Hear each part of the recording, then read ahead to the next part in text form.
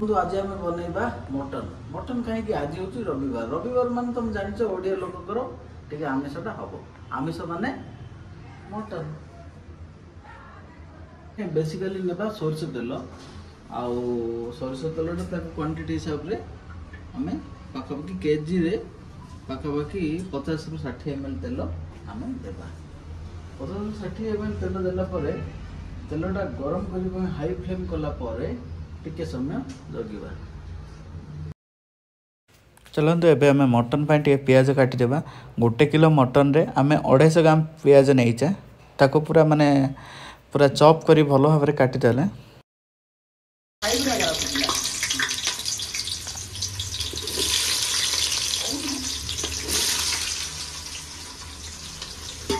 पियाजटा को पूरा ब्राउन होला पर्यंत आपण गली देवे पकेबे लुण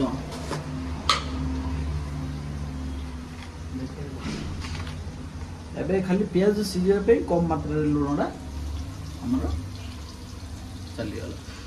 बर्तमान पई पियाज रे आधा सीझी सारला परे लवंग 2-4टा आमे पके देबा।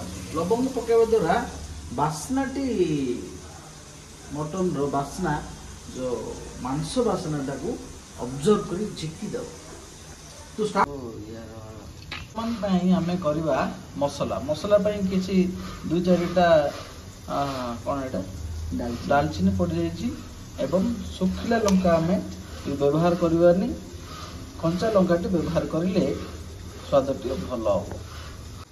रसुण मात्रा जेहेतु अच्छी ता सहित अदा ड्रेबी आम पकई दबा। बर्तमान पियाजटी सीझे लगे आ 2 मिनिट सीझला पर आमर हम मटन आरंभ।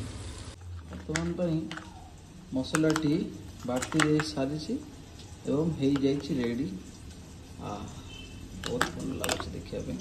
बर्तमान मसलाटी आम पकेबा।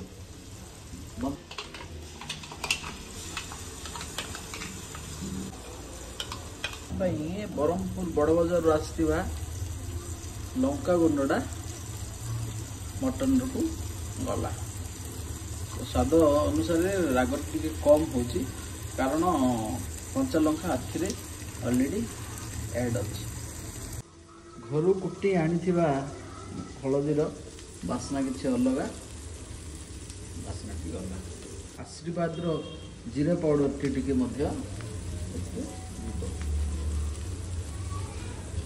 पाउडर आम टे एड कर तैयारी मसलाटी टे एड हम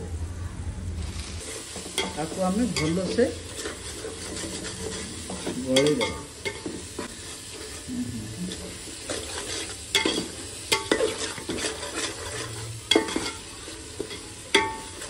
भल से मसला रे तेल बाहर पर्यंत तेल छाड़द मटन रे आसवा चर्बीटी को यही तेल समय रे ही आम पकईद बस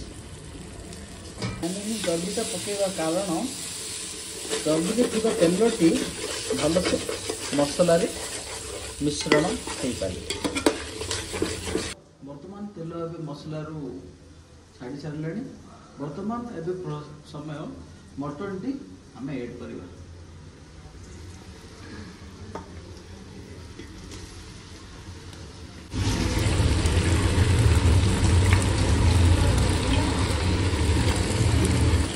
भल बर्तमान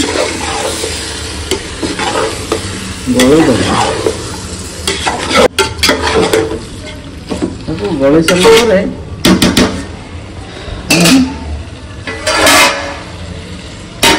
देदबा ढांकुणी बर्तमान ढांकुणी दे सारा टोटाली 10 मिनिट सीझापी आम मसला सहित ही छाड़ीद।